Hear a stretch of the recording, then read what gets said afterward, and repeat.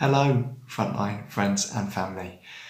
I'm pretty sure that everyone who watches this video will have chosen to do so because they believe that Jesus is their Saviour and that he has the power to change history, that he is the Messiah, the gracious King prophesied in the Bible.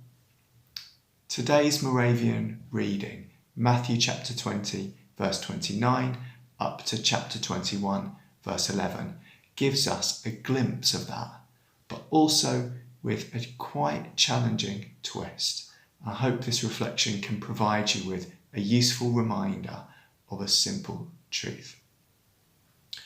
Our passage begins with the healing of two blind men, and we've read in the chapters of Matthew so far of the many miracles Jesus has done, and his miracles and brilliant teaching have, by this stage, they've created a growing following for him.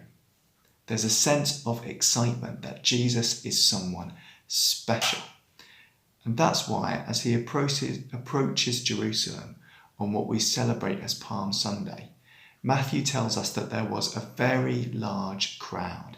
There's this sense of worship and reverence, like would be due to royalty, laying cloaks and palm branches on the ground.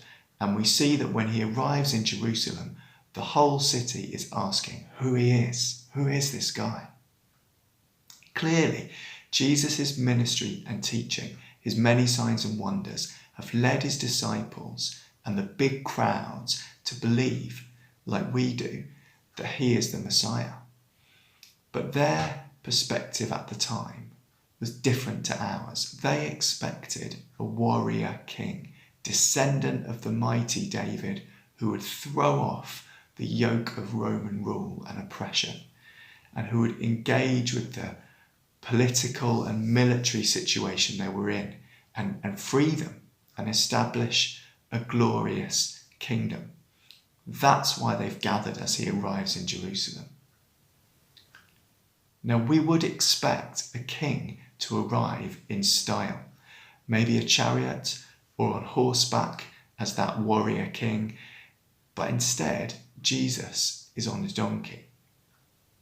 Now, Matthew points out helpfully to us that this is to fulfill Old Testament prophecies in Zechariah, but we can't really see what the crowds think of the donkey.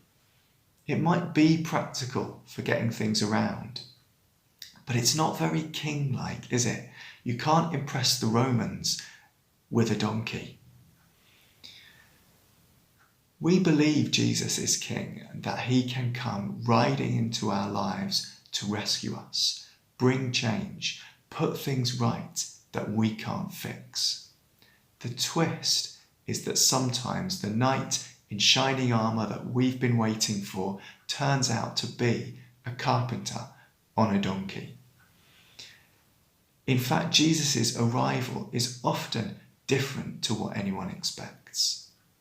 I'm sure the shepherds in the fields before Jesus' birth were pretty surprised that the Saviour, Messiah and Lord that was being announced by a huge choir of angels was actually a homeless baby. Once he's in Jerusalem, Jesus does challenge the status quo in the temple, which we'll see tomorrow, and we know that through his death and resurrection he does establish a glorious eternal kingdom far greater than the Roman Empire. But the Romans don't seem too bothered about it at this stage, do they? God is on the move, God is fulfilling his word, but it is different to what people were expecting. My reflection for today is that we can trust Jesus, that he is the Saviour, healer, provider, peace, refuge, shepherd, righteousness, success, that we need him to be, and he will turn up when we call on him. But sometimes he may work things out in a way that is totally different to what we were expecting. Sometimes our King will arrive riding on a donkey. I pray you'd have a blessed day and let's all enjoy hoping and expecting for this wonderful arrival of Jesus, however it might be. Have a great day, everyone.